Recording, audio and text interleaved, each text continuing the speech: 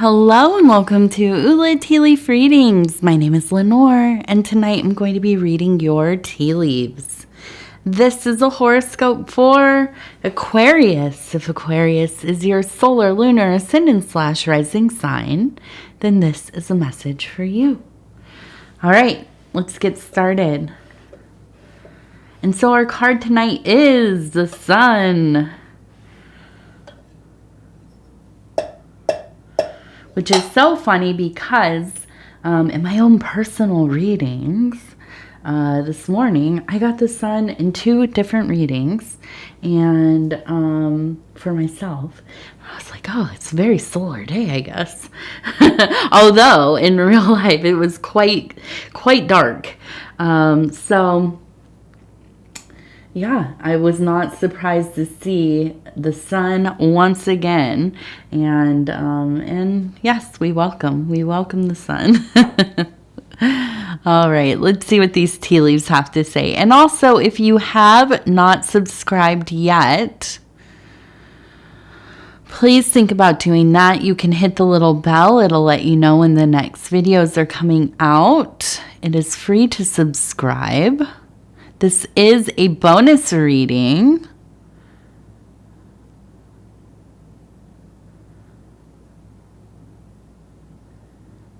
Okay. Ooh. So we have our face. You can see eye. There's a nose. Kind of quite a frown. Beneath the moon, the crescent.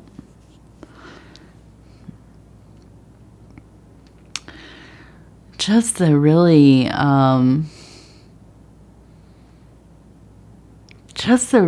difficult energy here.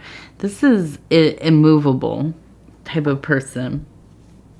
Or a person that is not easily moved. A person that basically is stuck in their dogma or beliefs.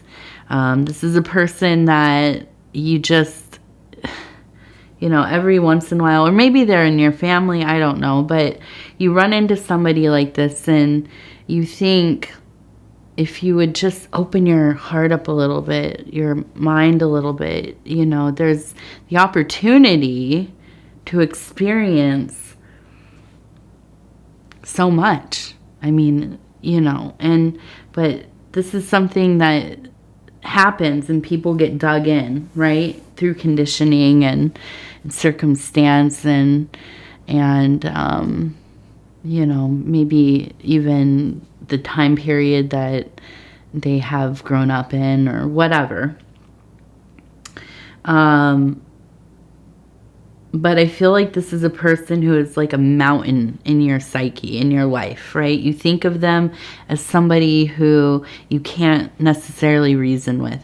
They are solidly who they are, what they believe, and it can be treacherous at times, or it was, right? I feel like this is more so as a child. This is how this felt. Okay, you looked at this person, you thought, my goodness, is the world like this? Is this what it's really like? And you get out, maybe you move away, you go to school, you start to meet different kinds of people, and you realize this is not what everybody is like. This is unique to the situation or the area that I live in or I grew up in or whatever. But it's still, these things are imprinted on us, and I think that it can be the source of a lot of trauma. It could also be the thing that really motivates us to get out of there. To go and be to be whatever we want to be who we are, the many things that we are, the shifting things that we are. And Aquarius is somebody that It's hard to define, right? What you are at any given time. Very fluid in identity. Some would say somewhat eccentric, right, at times. Which, by the way, the highest compliment. The highest compliment. And so, you know, I think that this is a thing. It comes up sometimes, and I think it's something that really feels like it gets triggered when you encounter somebody who is maybe similar in some ways, or has just like a very overly stern, or their opinion is, I don't know, you know, maybe it's just so hurtful. It's hurtful, but it's on purpose, right? It's been carefully created to be kind of their defense mechanism. And it's hard to, I don't know, maybe it's, I'm very sensitive around that kind of thing. I don't care what people think or believe in or whatever. You know, I care, but I try not to judge. I try to be empathetic. I don't like it in my direct life, though. You know, I don't like people to try to tell me what things are not, or what I should or should not be doing, you know, or thinking or believing. And, you know, I'm just kind of oppositional in that way. But yeah, it can really, I think it can really,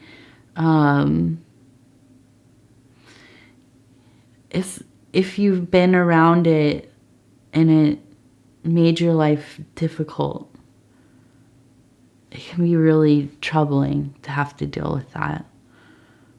But I think that in some ways too, it's made you so open, you know, and I think that you are a person who takes care of others. You make people feel safe. You create an environment where people can be themselves, even if they are kind of like that, right? Even if there's some, and that's the thing. We have to learn, you know, and it seems counterintuitive, but we even have to try to learn to be accepting of people. We just can't stand it, the way that they behave or act or treat other people. Of course, that doesn't mean we have to invite them into our personal lives, in our sacred spaces. But I think that you are a person that, it's like a teacher, right? Somebody who has to learn how to navigate all kinds of personalities and dynamics and communication styles and so on. And I'm looking at this and I'm thinking there's this, you know, same figure, but it turns, and I feel like in so many ways, and I see a person here standing holding a heart. You can see a person standing here next to this other person holding a heart. And interestingly, in this one, there is a little heart, and it's red right there. So I feel like in a lot of ways, you have learned to be quite a mediator. You can talk to pretty much anybody. You are probably something where you're not something, but maybe your work is something like a teacher, a healer, a social worker, in the medical field, counselor, working with the public in some capacity, maybe like retail or, God bless you, if you're in retail or service work of some kind. It's not easy. I think this is where, and I myself, I was a waitress for a long time. So, and I waitressed in different parts of the country, the U.S., and different levels of diners and restaurants and cafes and different kinds of places. And so You just learn. You learn to be as accepting as you can, or ignore aspects that, you have to. Or you're going to just, it will suck the life out of you if you can't figure that out, And I think that's, sometimes when we have to be fortified in that fire, right? I also think, with that solar energy we have, I really do. I think that you have the ability to see through people's personas, their coping mechanisms, their defense mechanisms. You have that, that kind of honey, right? Where you can get along with most people. That doesn't, again, it doesn't mean that you condone it. It doesn't mean that you like it. It doesn't mean you agree with it. It doesn't mean that it makes you feel good. But you speak that language that, transcends. You're really good at disarming people. You're really good at speaking to somebody heart to heart. You're really good at finding out, what's at the core of this thing, this behavior, this need, this want. And so I look at this and I think, and we have an E. I don't know what the E is, but I think it's important because it's right there. It's right between. And I feel like there must be some kind of, it feels like there is this connection.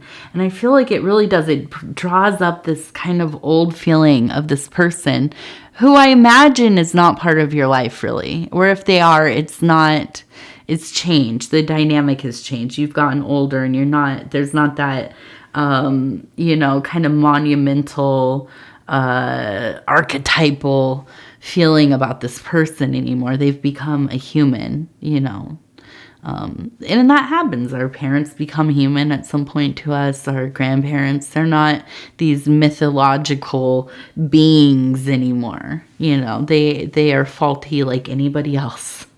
And I think that this other interaction that is happening, it brings up these feelings, these old things. But, I also see we have a person here who is traveling. And you can see the legs and they're holding a bag on their back. So I do think that there is a sense of movement. This is emotional. I feel like you surprise yourself how fortified you are in the situation. I feel like you surprise yourself how you have the ability to look past a lot of the, the unsightliness of it all. Not unlike kind of a saint, really. I just feel like you are a person who, it almost feels like kind of a holy person who can, use that light, that interior light to kind of expose the goodness, or at least the humanity. Okay. And I feel like there's a sense of even just transcending the way that life has been. I get this feeling of like going on to a new level of things. Really kind of being married to this work. You found something out about yourself that is so important.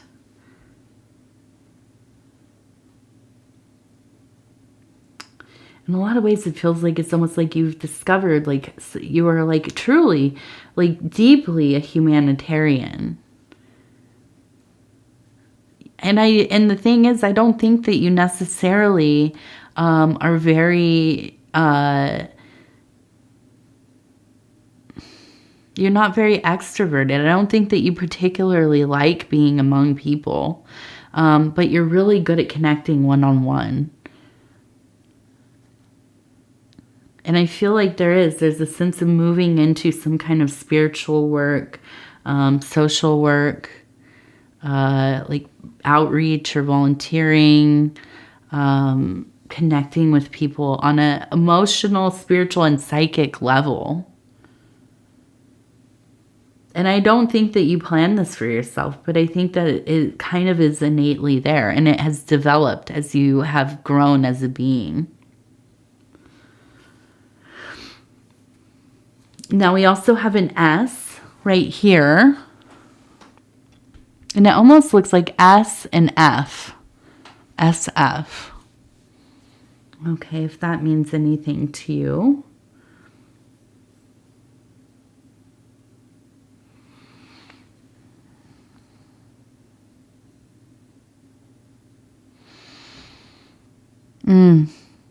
Yeah. So we have kind of that, it is kind of that archetype of this brutal person.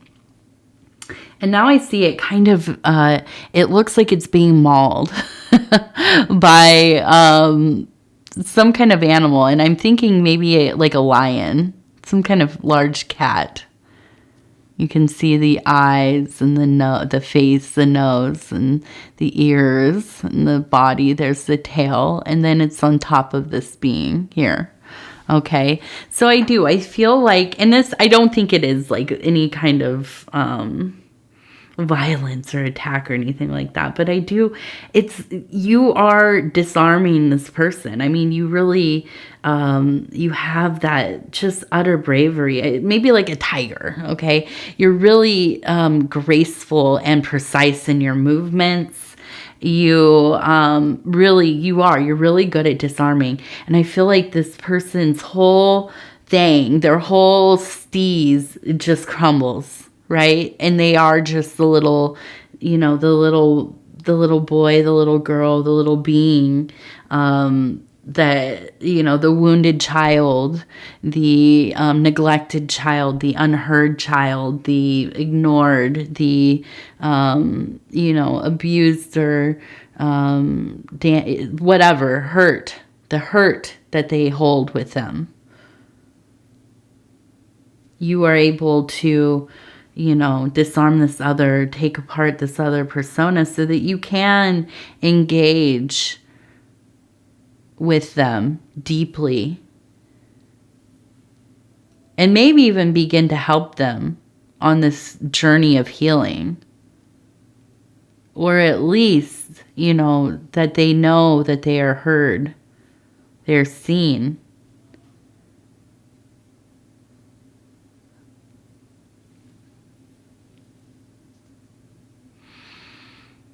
And that seems, just so powerful.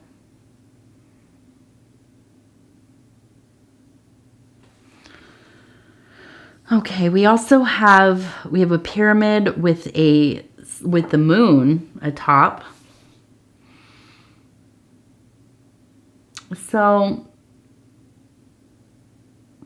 we also, and down here we have an L and we have a heart. So there seems to be also, there is a sense of love here. Okay, the fire, right? The triangle, the moon above dreams. There's a dreaming of love. I also see we have a person standing here in a dress or a robe holding a child. You can see here, holding a child up. And it seems that the child, there's another person here anointing the child. And above, I can see, we have the fire, we have the moon, we have this beloved energy. And I feel like it is a healing, it is an absolution. There is a love that is beyond love. This is the love of a conduit to the God form or universe, cosmos. Okay, if you could imagine, taking this wounded child, this person who is in pain, this person who has suffered, being able to see, listen, receive them as the child, as the archetype that they can't seem to, they have not been able to surpass this thing. This is their blockage, okay? Being kind of that witness that helps them come to this place of the high priestess or high priest to be absolved, to be anointed, to be, baptized in the holy waters, to be healed. And now we can't do this for another person, but we can stand beside them as they go through this process. Okay. And I feel like this is, this, and I'm talking about this as, though, yeah, maybe it isn't an exterior person. Maybe this has to do with you yourself. All of these aspects we're talking about are archetypal aspects of self.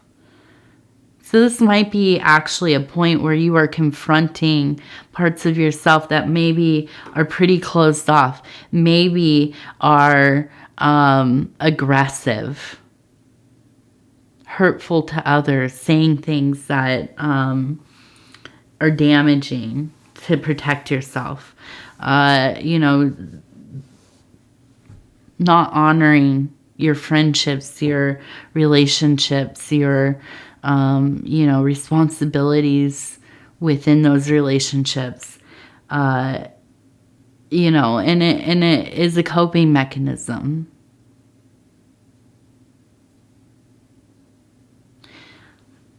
So we begin to do that inner child work. Now, it could be that this is an exterior person like we talked about, but whatever it is, this is movement. This is evolution deeply on your part, on their part. If it is all you, all of your aspects of self, fully in this individuation process, okay? And beneath the sun, right? This is the illuminator. This is that vital energy we need to do this work. Okay, let's see. What do we have here?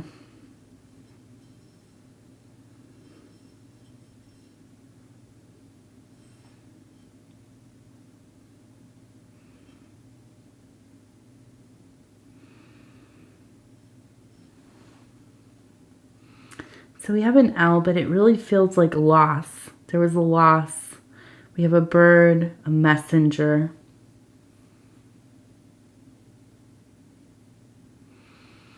And we also have a 20, 2-0.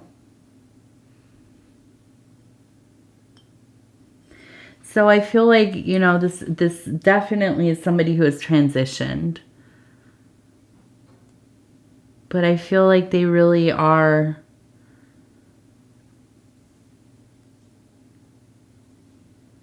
what is it?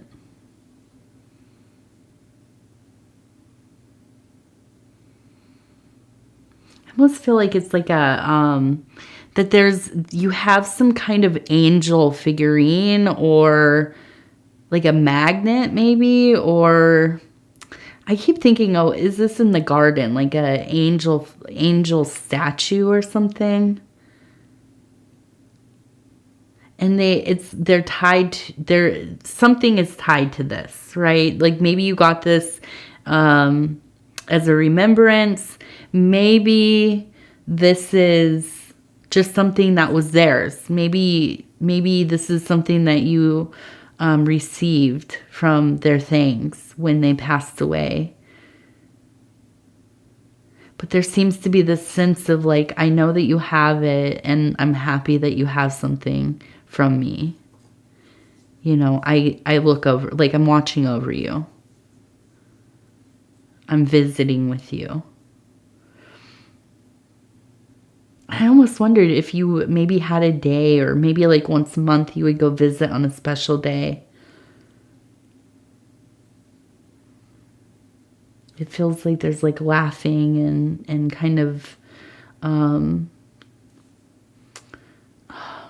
must imagine like almost like having tea or like lunch together. Sitting and having lunch and laughing and just a really like an easy relationship here.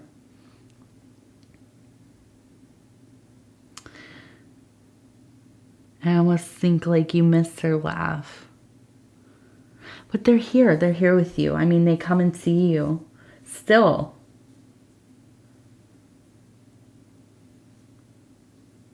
It seems really potent. I keep thinking of the summer, though. It seems like it's like summer, early summer.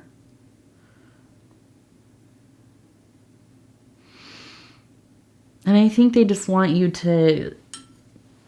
It's like sometimes they come in to just like bring you along on kind of a for you to kind of have the impressions, that the things like little it's like a little, sometimes little slideshow in my head. But it's like a confirmation. Like we both have the same feelings, same memories, right? Yeah.